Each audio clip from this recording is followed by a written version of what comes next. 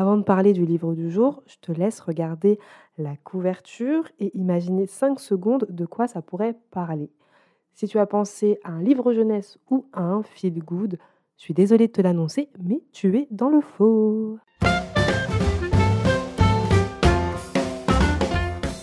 Bienvenue dans Délit des livres, le podcast d'une antillaise aigrie qui juge des livres dans la joie et la mauvaise foi. Cette semaine, on parle des filles comme nous de Daphné Palazzi Andréadès et je te le dis tout de suite, ceci n'est pas un livre jeunesse ni un livre sur une bande d'amis qui se chamaillent puis se réconcilient et c'est encore moins un livre fun ou comme dirait une spoiler du club de lecture, un roman feel good. Les filles comme nous, c'est un roman plein de surprises. Il n'y a pas vraiment d'intrigue, ni de personnages, mais on a le Queens, ce quartier new-yorkais qui voit naître des enfants, puis les voit grandir, partir, ou même rester, et puis mourir. On ne sait pas vraiment qui sont ces enfants, c'est plus un groupe d'amis flous, mais on a quand même quelques informations sur eux. Déjà, ce sont des filles, elles ne sont pas blanches, et souvent leurs parents ont quitté leur pays pour tenter leur chance aux États-Unis.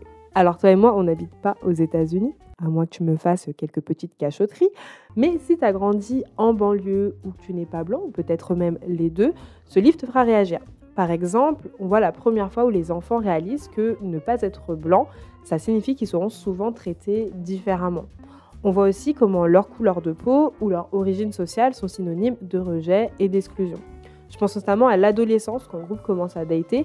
Ce sont des scènes que j'ai trouvées particulièrement violentes parce qu'on voit qu'à cause de leur couleur de peau, qu'à cause de leur origine sociale, on les trouve moins beaux, moins belles et moins respectables. C'est vraiment trop triste, mais j'avoue ce sont des passages où j'ai relate fort.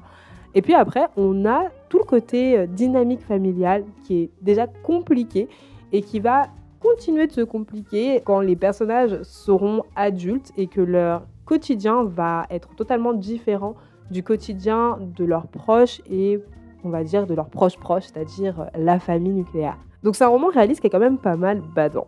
Et même s'il y a des scènes où je me suis vue ou qui m'ont fait penser à des anciennes camarades de classe, il y a quand même des éléments qui m'ont titillée. Déjà, on ne suit pas un, mais plusieurs groupes d'amis. Et en plus de ça, tout le récit est à la première personne du pluriel. Donc quand l'autrice dit « nous », elle peut faire référence à Malika, à Rebecca ou même à Laure. Et le problème, ou en tout cas ce qui m'a dérangée, c'est qu'on ne suit pas un seul groupe de personnages tout au long du roman. Mais c'est aussi qu'on peut évoquer un personnage dans un chapitre et après ne plus jamais en parler. Donc c'était compliqué de se représenter cette amitié qui va évoluer au fil du temps. Et la deuxième chose qui m'a interrogée, c'est que l'autrice dit « nous » pour parler des filles non blanches et de banlieue, mais j'avais le sentiment que c'était une fausse diversité. J'entends par là que l'autrice a énormément montré le parcours de femmes qui ont souffert durant leur enfance et qui souffrent toujours au quotidien. Donc ça me donnait le sentiment que les femmes non blanches n'avaient pas le droit, ou plutôt qu'elles ne pouvaient pas trouver la paix dans ce monde. Alors peut-être que je me mens à moi-même, ou que je vis dans le monde des bisounours, je sais pas, mais je pense pas qu'il y ait qu'une seule issue possible et qu'on soit toutes condamnées à souffrir. Et en réalité, c'est même pas une issue que j'ai envie de creuser parce que normalement, j'ai encore plusieurs années à passer sur Terre. Donc, j'ai envie de chercher la lumière au lieu de rester dans un trou noir, quoi. Bref, tout ça pour dire que ça n'a pas été la lecture la plus folichonne de l'année. Par contre, durant le club de lecture, il y a eu tellement d'avis différents que je peux que te le recommander, ne serait-ce que pour avoir des réflexions et des conversations aussi intéressantes que celles que j'ai pu avoir avec les spoilers. Donc, je te recommande Les filles comme nous. Si tu aimes les plumes qui sortent de l'ordinaire, je dirais même peut-être plus les plumes expérimentales. Et je te le recommande aussi si tu aimes les lectures très ancrées dans le réel, genre assez réel pour que ce soit un souvenir d'enfance que tu es tenté d'oublier sans succès. Et vu que c'est un livre que je te recommande si tu aimes souffrir, je te propose de le lire avec quelqu'un, comme ça vous pourrez au moins partager vos souffrances. Ma recommandation de la semaine, c'est Open Water de Caleb Azumah Nelson. C'est une romance, mais c'est aussi une tragédie dans laquelle on suit un homme et une femme qui se rencontrent dans un bar et pour qui ça va tout de suite matcher. Par contre, la communication, c'est pas vraiment leur fort et ça va pas les aider à construire une relation solide. Donc c'est un roman qui parle de couple, de communication, mais aussi de racisme, de solitude et de deuil. Et la raison pour laquelle j'ai pensé à Open Water, c'est que comme pour Les filles comme nous, il y a un côté très poétique, il y a une très belle plume, et le récit est raconté à la première et à la seconde personne du singulier. Et voilà, on arrive à la fin de mon avis sur Les filles comme nous de Daphné Palazzi Andréades.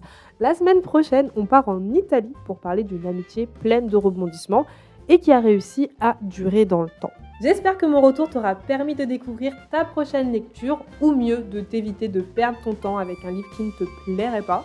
Et si tu lis par procuration, j'espère que tu auras passé un bon moment en ma compagnie. Et si c'est le cas, je t'invite à mettre 5 étoiles au podcast Daily des livres et à le partager à un ami qui a besoin de lecture dans sa vie. Sur ce, je te dis à la prochaine, je t'envoie des cœurs sucrés. Tchuss!